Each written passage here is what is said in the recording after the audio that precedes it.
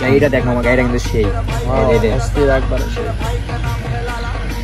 লাগে थोड़ा बोला ए मैं जिधर जा तेरा पेट याद आ रहा जा रहा तेरे घर रिश्ता लेके आ रहा ए तेरे लिए जाना मैं ना उस्ताद इंगिंग के गिरे চাকু খুলে ক উস্তাদ শহর থেকে একটা মাল আসছে হে বয় মাল আছে মুরগি বানামো চলো